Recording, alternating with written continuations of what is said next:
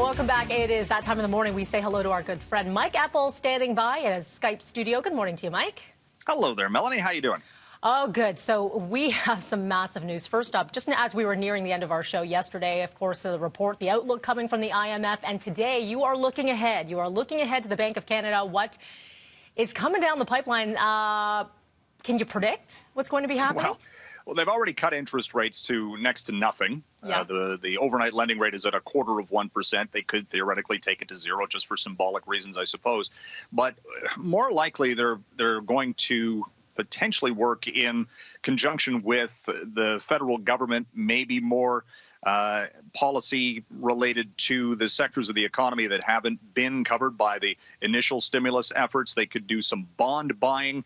They've already done this for the first time ever in the midst of the pandemic to just keep the wheels of the economy greased, so to speak, keep money flowing into the system. So there are a couple of things that they might announce today or not, because, again, they've done the previous moves on an emergency basis and unscheduled in a way to kind of surprise the market to some extent.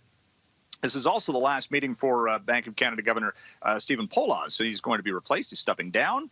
The swan song will be about the forward expectations. And goodness knows it's going to be pretty negative, unfortunately, in the short term. The International Monetary Fund yesterday talking about the worst global economic downturn since the Great Depression era.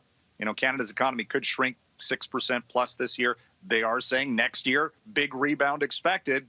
But in the short term, it's a lot of pain, unfortunately. And looking at those numbers, that would be considering that this is somewhat controlled. Should we see a second wave of what's happening with this pandemic, that those numbers could skew. They could change, of course. That's the unknown, right? And if you risk, causing the restart of the economy hitting another roadblock, so to speak.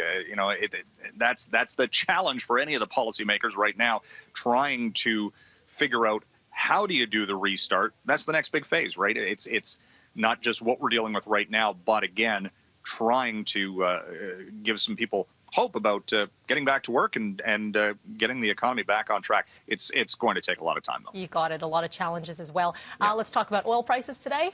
Yes. Down below $20 a barrel U.S., and that is after the International Energy Agency had their latest dire forecast of all things. They're saying world oil demand is dropping the most on record. Not a surprise, but you had OPEC cutting. They might have to do more. So there's just too much oil right now. I remember, I've got the books right behind me here predicting that we're going to see at some point, peak oil. That never happened once they started shale drilling, and now we're at the complete oversupply. It's interesting how these times change pretty quickly, very fast, depending on economic circumstance. Want to get to a couple things. U.S. Airlines, a little bit of help from Washington here. $25 billion in financial assistance just to keep the lights on.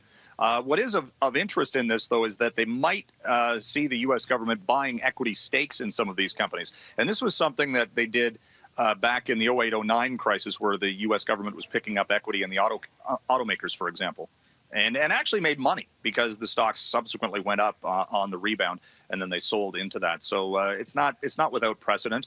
Mm-hmm. And interestingly, those are the few stocks I'm seeing this morning actually on the rise in pre-market action. Mike, a very big story that we want to make sure we cover today, and that is a personal one for you. Yes. My oldest daughter's 16th birthday. Woohoo! Oh, my goodness.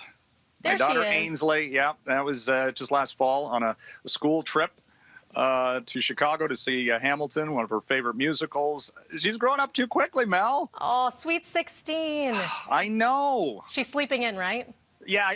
Clearly. I said, hey, do you want to join me on in the basement, for BT? And she's, no. Come on, remember Dad. She came on remember how she came on take your kid to work day a couple of years back and was so enthralled by that. She was when not we actually impressed. went into the office. She was not so impressed.